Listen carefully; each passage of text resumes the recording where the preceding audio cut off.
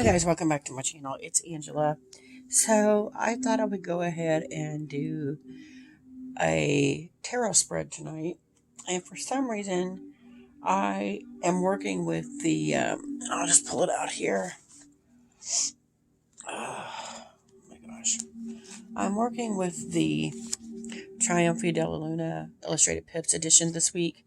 And I pulled the cards today at lunchtime at work. And I looked them over and they were great.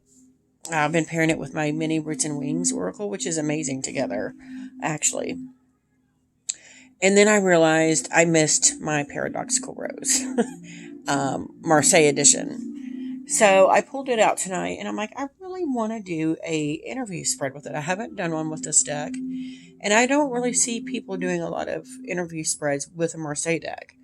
I did print off all the PDF books today for the Triumph of Della, even the Beast Pack, and the Illustrated Pips version.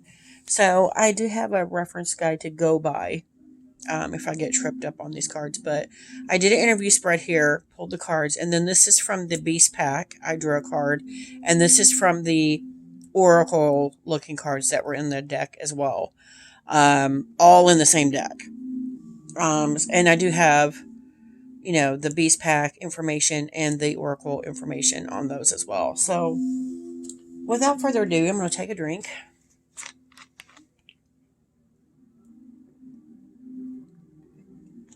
It's kind of a long drink, sorry. And this, of course, is the interview spread I usually use on Pinterest. It's just called the Deck Interview Spread, and it's orange. This is if you can look it up. So it's 5 questions. So the first question is, what brought you to me? And as I was reviewing the questions on this spread tonight, I was like, you know what? This is an interesting spread to do with this deck because I was obsessed with getting this deck. When it was available, I wanted it, never pulled the trigger. Once it was out of print, I lost my mind. I was so upset that I did not have this deck. And then I actually contacted Patrick Valencia. I'm like, do you have any that's ripped, torn, something you were going to throw away, anything? He said, I have one super pack left. It's a little bit more money because it had the Beast Pack and the Oracle cards with it. And so I bought it. And so I got his last Paradoxical Rose edition, but when I got it, as soon as I got it, I knew I had made the right choice. There was something about this deck that I'm obsessed with, and I don't understand what it is. So for this first question, what brought you to me? I'm just as fascinated. So let's look it up over, and that is the Ace of Cups. Isn't that beautiful? I love the coloration in this deck. And again, it's to me all about emotions, bringing out those emotions that I refuse to allow to the forefront. Here it looks like it's just pouring out of the mouth of the statues or the castle here. But of course, to me, and then there's a river in the background. Of course, to me, this is emotion. Learning to activate that will or releasing the dam. And I love that. I love that with this deck. So, and that makes total sense to me. I haven't worked with this one as much as I wanted to, but every time I have, it's been profound. And I feel the same way about the Pips version. Or the Illustrated Pips version I've been using this week. It's only 2 days in, but I'm loving it. Loving it. And, yeah. So for question 2, how can we best work and collaborate together? And we have the 7 of Swords. Traditionally, the 7 of Swords, and I have not learned Marseille really. I've just kind of played around with this deck. I have a couple other Marseille decks. I usually go off of what I know or what intuitively I know. Intuitively, or not intuitively, but RWS version is someone stealing the swords. And here we've got like angel wings, and almost feel like with this card, like the question was, how can we best work and collaborate together? The word salvation keeps coming up. Like this deck, I'm not saying is my salvation, but it is a way for me to, what's the word? What's the word I'm looking for? The only word that keeps coming up to mind is salvation. Like, it is my salvation. It's going to show me the way to my salvation. I don't know if that makes sense. Like, I've been in such a rut for the last at least 3 years. I'm kind of just lost and wandering. And I feel like this card is saying, this is how we get back to that path. With the Seven of Swords is, I don't know if I'm explaining it right, but but traditionally with RWS, it's the Seven of Swords, it's thieving, but here it's almost like it's showing the truth, showing the truths and the true path I need to take is what I'm getting. Okay, number 3, and this one always scares me, the first impressions of me. And I got the Strength card. The Strength card is my card of the year this year. So I find that a little ironic that is the card. It sees me as that. And I'm going to tell you, it's been a banner of a year, and it's only May. I've had doctor's appointments after doctor's appointments since January 3rd. My grandmother passed away in February. I got a bunch of photos in March or April that brought on a lot of childhood trauma. Me seeing my mother in March when I was at my grandmother's funeral was another traumatic thing. A lot of trauma came up from that. On top of just working overtime almost every day, and then doctor's appointments on top of that. This is my strength year, obviously, because it takes a certain kind of strength to just keep going after all that exhaustion, one after another, after another, after another. And that's just interesting that is the card that comes up for this deck for the first impressions of me. So number 4, what kind of reading are you best suited for? We got the swords again. It's a 10 of Swords. Seriously. We got the 7 and the 10. Like, come on. And it's the swords with the dripping blood. And that's kind of a nod to Rider-Waite-Smith there. But I don't see this 10 of Swords as an ending. I always see it as a beginning, much like the Death card. This old thing has gone away. It's going away, and we're transitioning into a new era at this point. So I feel like this deck its strengths are, or what kind of reading is it best suited for, is those kind of readings that shows your new direction. It's kind of like the 7 of Swords here. What I'm getting is it shows you your new path, or it shows you the correct path you should be on. And I love that. So number 5, what kind of relationship can I expect with you? And the 10 of Wands. Oh, wow. It's a workhorse deck. It's telling me you're going to get you're going to get out of me what you put into me. If you do the work, we can work together. And we're going to work. We're going to work for these readings. So I found that very interesting. Plus, it's a Marseille deck, and I'm trying to learn Marseille. And this is the deck I wanted to learn Marseille on because, I mean, that's gorgeous. Gorgeous. So, yeah, I find that interesting. So then we got the Beast pack here, and I drew this little guy. The Sun card, look at all these babies there. I don't know what that means, so we'll look that up here in a second. And then for the Oracle card, I drew. Oh, wow. Like a little demon dude there, or the devil. And these are all angels, looks like. Interesting. I got a very universal solar system out there vibe from that. Like, okay, so I've had some dreams and I've had some visions, clairvoyant visions of beings watching over me, going, oh, she's almost there. She's almost awakened, or she is waking up. And I get that vibe from that. That's crazy. I kind of got chills there.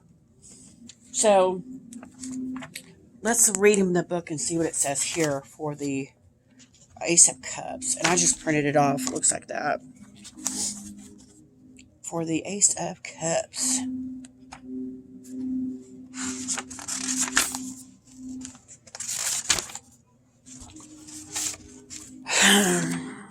Ace of Cups says, upright meaning, overflowing feelings of love and happiness, fulfillment, extreme joy and contentment, abundance, may also signify conception and pregnancy. Better not be that, because I'm 45. I can't do that again. I'm done with kids. Reversal, meaning repressed emotional pain or sadness. And I feel like that could be, that's the opening, that's the thing I'm afraid to open, is opening that dam and releasing all of that. Because then I have nothing left to hold on to. So that's quite interesting. Difficulty expressing love. An unfulfilled soul. Oh my God. And I was just saying almost those exact words earlier tonight. And infertility. Yeah, I think that was the negative aspect that I needed to take a look at there, which was the answer to what brought you to me. Digging into those sadness and the darker sides of that emotion. That's interesting.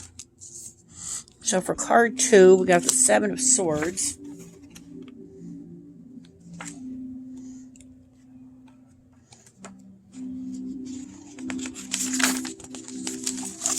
And that question was, how can we best work and collaborate together?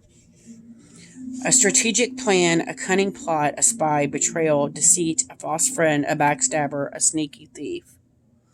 So it is kind of going off Rider-Waite-Smith meanings. Reverse meaning, a foiled plan, poor execution of an idea, a fraud exposed, revealing the truth, admitting guilt. So I do get with the upper, and that was, what was that? How can we best work and collaborate together? It's strategic plans, strategizing. And that's kind of what I was getting here too, both of those. So for strength,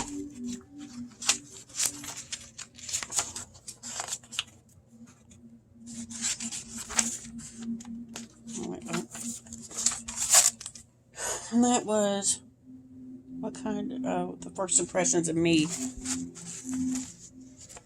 The mighty lioness carries a large stone pillar, which she has broken off from a distant temple.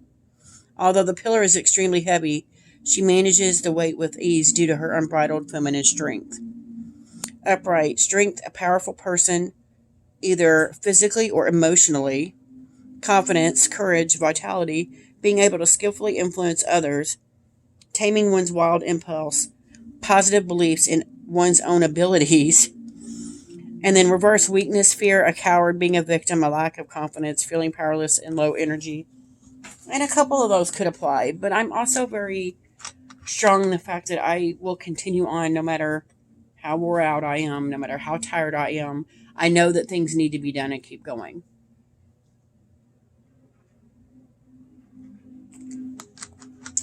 So maybe this is going to kind of teach me how to look at that strength card in a different way. That we don't always have to show that strong side. Maybe we can be emotional once in a while, let that guard down a little bit. Quite interesting. So for the fourth one, what kind of reading are you best suited for? The 10 of Swords.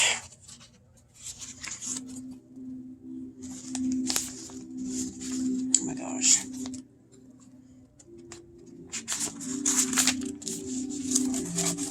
And it says, upright, extreme pain or unbearable emotional torment.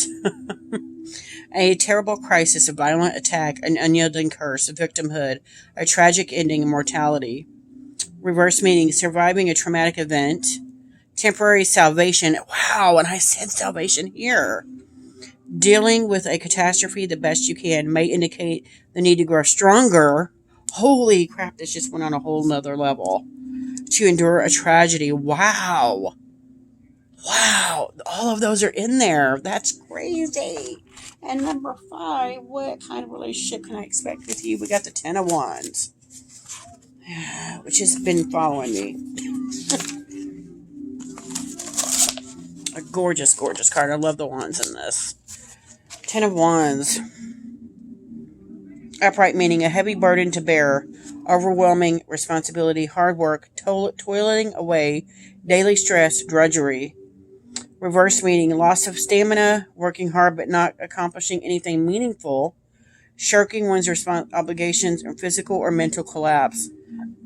And I do get the loss of stamina and working hard but not accomplishing anything meaningful, because I haven't been writing. I haven't been doing the thing I know in my heart of hearts I'm supposed to be doing. So I find that quite interesting that come up. See, this deck makes me look at things in a whole new way. And maybe that's the whole point of this. So then we got this guy. Actually, let me read this because it's on the back of the one I was just looking at. I don't know what card this is. 5. Did I have the 5 a while ago? Okay, so this is what it looks like. And it says, the interloper. Interesting. A treacherous demon attempts to blend in with a trio of devout angels. Although the demon vows to behave, his presence within the group will undoubtedly undermine their righteous efforts. Interesting. Upright, a fake friend, trouble in disguise, overlooking an obvious problem to keep up appearances. And then in reverse, an imposter or traitor exposed, time to rid your party of a detrimental personality. Wow. I love that. Oh, wow. It goes right along with the rest of this reading, I feel. But I think the detrimental person here is me. Not doing the things I need to be doing. Interesting. So then we got this guy. Look that up.